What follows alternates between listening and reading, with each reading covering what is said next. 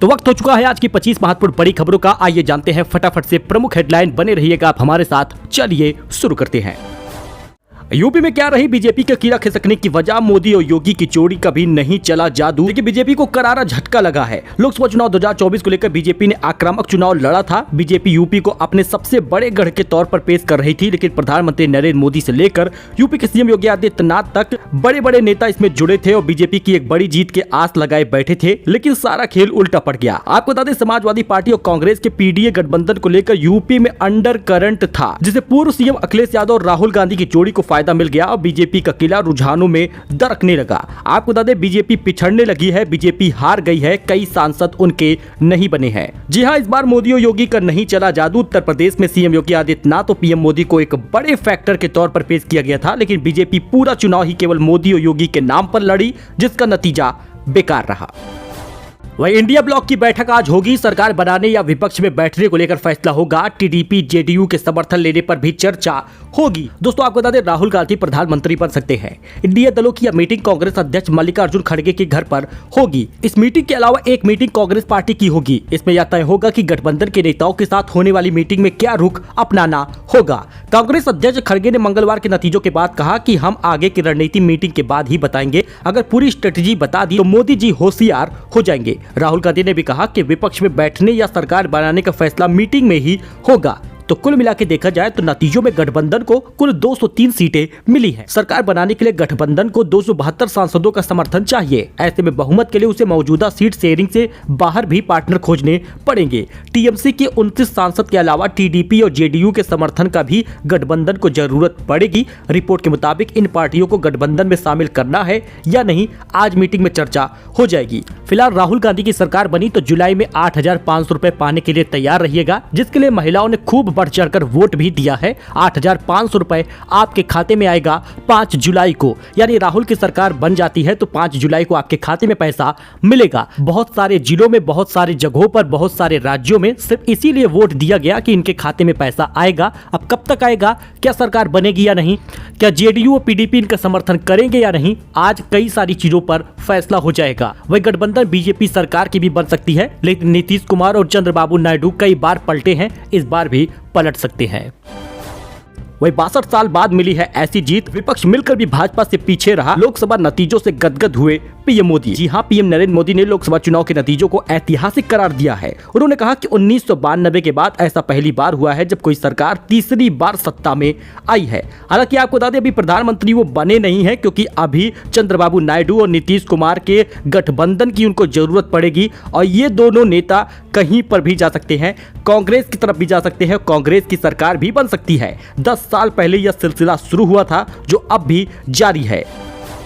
लोकसभा नतीजों से चंद्रबाबू नायडू की लॉटरी लग गई है। अब एनडीए का संयोजक भी बनाने की तैयारी हो रही है। लोकसभा चुनाव 2024 के नतीजों के बाद तेलुगु देशम पार्टी के अध्यक्ष और आंध्र प्रदेश के पूर्व मुख्यमंत्री एन चंद्रबाबू नायडू को एक बार फिर से किंग मेकर की भूमिका निभाने का मौका मिल सकता है। टीडीपी ने आंध्र प्रदेश के लोकसभा चुनाव में लड़ी गई 17 सीटों में 16 लोकसभा सीटें जीती है। नायडू की पार्टी भारतीय जनता पार्टी के बाद एनडीए के दूसरे सबसे बड़े गठबंधन सहयोगी के रूप में उभरी है। फिलहाल आपको बता दें, इनके गठबंधन की जरूरत अब प्रधानमंत्री मोदी को भी पड़ेगी, तब जाकर वो पीएम बन पाएंगे। और चंद्रबाबू नायडू कई बार पलट चुके हैं, इस बार भी पलट सकते हैं और कांग्रेस के साथ भी हो सकते हैं।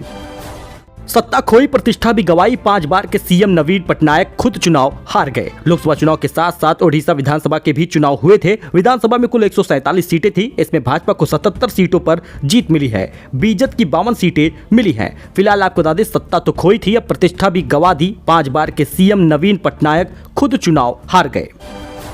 दोस्तों, पीएम मोदी 9 जून को ले सकते हैं तीसरी बार की शपथ, लेकिन गठबंधन की जरूरत पड़ेगी और नीतीश कुमार पलट सकते हैं। राष्ट्रपति भवन में फिलहाल तैयारियां शुरू हो गई हैं। भाजपा एनडीए गठबंधन लगातार तीसरी बार केंद्र की सत्ता में काबिज होने जा रही है। पीएम मोदी तीसरी बार पीएम कुर्सी संभाल सकते हैं। हालांकि अभी भी सस्पेंस बरकरार है। 5 से 9 जून तक राष्ट्रपति भवन विजिटर के लिए बंद रहेगा। लोकसभा चुनाव नतीजों के बाद बोले पीएम मोदी, लगातार तीसरा मौका मिल रहा है, देश ने रचा है इतिहास। लोकसभा चुनाव नतीजों के बाद पीएम नरेंद्र मोदी की पहली प्रतिक्रिया सामने आई। उन्होंने कहा कि देश के लोगों ने एनडीए पर विश्वास जताया है। इससे पहले जब बीजेपी की सरकार बनती थी तो वो कहते थे कि अब की बार बीजेपी की सरकार, लेकिन अब गठबंधन की सरकार बनानी है, इसलिए उन्होंने कई बार एनडीए का नाम लिया। इसलिए उन्होंने कई बार नीतीश कुमार और चंद्रबाबू नायडू का नाम लिया है। मोदी जी गए, अडानी जी जाएंगे, शेयर बाजार में हाहाकार के बीच राहुल गांधी का बयान आया। अडानी समूह की 10 सूचीबद्ध कंपनियों का मार्केट कैपिटल धड़ाम हो गया। दोस्तों 15,78,346 करोड़ रुपए रहा है घटकर। सोमवार की समूह लिस्टेड कंपनियों का मार्केट कैप 19,42,712 करोड़ रुपए रहा था, यानी कि मार्केट बहुत डाउन हो गया। और इस बीच राहुल गांधी का बयान भी आया। उन्होंने कहा कि मोदी गए हैं, अडानी भी जा रहे। वही मतगणना के बीच यूपी में बड़ा एक्शन हुआ। अनाज घोटाले में डिप्टी ARMO और DSO समेत 4 अफसर सस्पेंड हो गए हैं। लोकसभा चुनाव की मतगणना के बाद यूपी में बड़ा एक्शन हुआ। भारतीय खाद्य निगम गोदाम में राशन माफियाओं और खाद्य रसद विभाग के अधिकारियों ने मिली भगत करके 3000 क्विंटल राशन की कालाबाजारी की थी। वही दोस्तों घोसी में सपा ने तोड़ा OP राजभर का गुरु। जी दोस्तों 1.5 लाख से ज्यादा वोटों से बेटा अरविंद राजभर हारा है। यूपी की एकमात्र सीट पर भाजपा के सहयोग से चुनाव लड़ने उतरी OP राजभर की पार्टी सुबह सभा को बड़ा झटका लगा है। राजभर के बेटे अरविंद राजभर को सपा प्रत्याशी राजीव राय ने 1.5 लाख वोटों से हराया है। वही अयोध्या में न मोदी का रोड शो काम आया, न योगी की रैली काम आई। मतदाताओं की मनसा को भांप नहीं सकी भाजपा। करीब 4 महीने पहले रामलला की प्राण प्रतिष्ठा को लेकर अयोध्या वैश्विक स्तर पर आस्था और आकर्षण का केंद्र बन गई। फिलहाल प्राण प्रतिष्ठा के समय भाजपा के प्रति उठा जन समर्थन का ज्वार हर दिन कम होता चला गया। अयोध्या में होने वाला मोदी का रोड शो व मिल्कीपुर दरियाबाद में होने वाले योगी की रैली भी संजीवनी नहीं प्रदान कर सकी। भाजपा को सबसे बड़ी बढ़त अयोध्या में मिलने की उम्मीद जताई जा रही थी, जिसमें बड़ी करारी हार मिली है। अयोध्या विधानसभा का क्षेत्र नगर निगम से बड़ा है, इसलिए इससे बड़ी बढ़त लेने की उम्मीद भाजपा के पदाधिकारी कर रहे थे। पिछले 5 महीने में प्रधानमंत्री नरेंद्र मोदी 3 बार अयोध्या आए। प्रधानमंत्री का 30 दिसंबर को अयोध्या में रोड शो जनसभा का आयोजन हुआ। इसके बाद प्राण प्रतिष्ठा के कार्यक्रम में प्रधानमंत्री शामिल हुए, फिर भी यहाँ पर हार उनको मिली है। आपको बता दें, बड़े मुद्दों पर प्रभावी रही स्थानीय समस्याएं। भाजपा अपने प्रचार के दौरान राष्ट्रीय मुद्दों का जिक्र करती रही। सपा लगातार स्थानीय मुद्दे और लोगों की समस्याओं को उठा रही थी। अयोध्या में चौड़ीकरण से लेकर गांवों में छुट्टा जानवरों की समेत कई जन समस्याओं को लेकर सपा ने लगातार सरकार को घेरा। 32,000 पन्ना प्रमुखों को अपने भीतर समाहित करने वाली भाजपा में कार्यकर्ता प्रशासनिक उत्पीड़न से नाराज थे। जी हां, जहां भाजपा के कार्यकर्ता नाराज थे, वहीं पर सपा के कार्यकर्ता दिन रात मेहनत कर रहे थे। भक्तों का सैलाब देख 4 धाम ऑफलाइन रजिस्ट्रेशन का कोटा बढ़ा दिया गया है। धामी सरकार का बड़ा फैसला है। उत्तराखंड आने वाले हर श्रद्धालु यात्रा के बाद अब अपने प्रदेश लौटे तो वहां उत्तराखंड ब्रांड एम्बेसडर बनकर लौटे। मुख्यमंत्री ने अधिकारियों को कहा है कि श्रद्धालुओं की सुरक्षा का विशेष ध्यान रखा जाए। भक्तों का सैलाब देख 4 धाम ऑफलाइन रजिस्ट्रेशन का कोटा बढ़ाया गया है।